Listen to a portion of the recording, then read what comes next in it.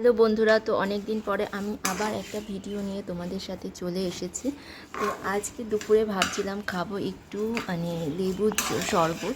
তো ওটা ভাবতে ভাবতেই ভাবলাম অনেক দিন আগে তো মৌরি কেনাই আছে, গোলমরিচ আছেই, তো আমি একটা হেলদি ড্রিঙ্কের রেসিপি ঘরে অ্যারেঞ্জ করেই রাখবো, যখনই খেতে ইচ্ছা করবে তখন এই ড্রিঙ্কটা খেতে পারবো।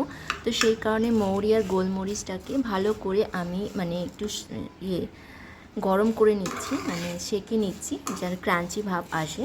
তো ক্রাঞ্চি ভাব আসার পরে মিক্সার গ্রাইন্ডারে দিয়ে এরকম করে দেখো গুঁড়ো পাউডার করে নিয়েছি। তো আমি যেটা হয় কটিলা আর চিয়া সিড, এটা ভেজানোই ছিল। তো ভাবলাম সব কিছু দিয়ে একটা হেলদি ড্রিঙ্ক করে আমি দুপুরবেলা খাবো। তো সেটা করতে করতে তোমাদের সাথে শেয়ারও করব। তো কটিলা চিয়া সিড এখানে ভেজানোই আছে, সাথে ছিল একটা গন্ধরাজ লেবুটা আমি এর ভিতর রসটা চিপড়ে নিয়ে নিলাম। এবং এতে দেব, আমি এখানে চিনি অ্যাড করেছি, কিন্তু চিনিটার বদলে মধু অ্যাড করলে সবচেয়ে বেস্ট হতো। মধুটা যেহেতু আমার কাছে শেষ হয়ে গেছে, সেক্ষেত্রে চিনিটাই অ্যাড করেছি। আর বিট লবণ ছিল, তো বিট লবণটাই অ্যাড করেছি। নর্মালি যে নুন খাই সেটা অ্যাড করিনি।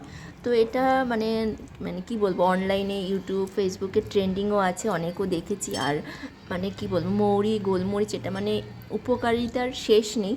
তো ভাবলাম আমি নিজেও খাই, সাথে ভিডিওটা করে তোমাদের সাথে সবার সাথে শেয়ারও করি। তো খাওয়ার পরে ভালোই টেস্ট লেগেছে, যেরকম হেলদিও আছে টেস্টও লেগেছে। যেমন হেলদি জিনিসের টেস্ট থাকে, যেমন কটিলা, এটা খেলে তোমার একদম ভালো লাগবে না, কিন্তু খাওয়ার খুবই উপকারিতা আছে। তো ভাবলাম সমস্ত কিছু মিলিয়ে মিশিয়ে তোমাদের সাথে একটা ড্রিঙ্ক শেয়ার করি। তো এটার মধ্যে আমি নর্মালি একটু মোটামুটি ঠান্ডা জলেই আমি এটা খেয়েছি। তোমরা যদি বেশি ঠান্ডা প্রেফার করো, তো সেক্ষেত্রে কয়েকটা বরফ বা একদম ডিপ ফ্রিজ থেকে কয়েকটা বরফের এর ভিতর দিয়ে দিতে পারো। আর এর সাথে কিন্তু তোমরা মিন্ট পুদিনা পাতাটাও অ্যাড করতে পারো, যেহেতু পুদিনা পাতা নেই ঘরে, অ্যাভেলেবেল এগুলো থাকে না, মার্কেট থেকে আনা হয় বা এরকম থাকে না। তো সেই ক্ষেত্রে আমার কাছে যেটা ছিল সেটা দিয়ে ড্রিঙ্কটা তৈরি করলাম এবং দুপুরবেলা খেলাম। তো আমি তো এনজয় করলাম, খেলাম, আমার খুবই ভালো লাগলো। আর একটা কথা তোমাদের সাথে বলতে চাই, আমি যেহেতু এটা রেডি করার সাথে সাথেই খেলাম, তোমরা যদি চাও এমনি কটিলা এগুলোর সাথে কিছুক্ষণ ভিজিয়ে রাখতে পারো, 15 মিনিট 20 মিনিট সোক করার পরেও খেতে পারো। বা আমি সাথে সাথেই খেয়েছি, যেহেতু আমি পাউডার করে নিয়েছি। পাউডার করে অনেকে দেখবে সোক করেও খায়, তো আমি ডাইরেক্টই খেয়ে নিয়েছি। সোক করা যখন রাখবে, ভিজিয়ে রাখবে, তখন লেবুটা অ্যাড করবে না, খাওয়ার সময় লেবুটা অ্যাড করবে।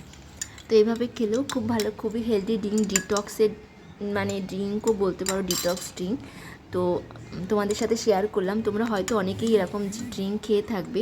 তো যারা যারা খাও, কিভাবে খাও সেটা অবশ্যই জানিও। আর এইটাই যদি কোনো ভুল হয়ে থাকে বানাতে, সেটাও কিন্তু বলো।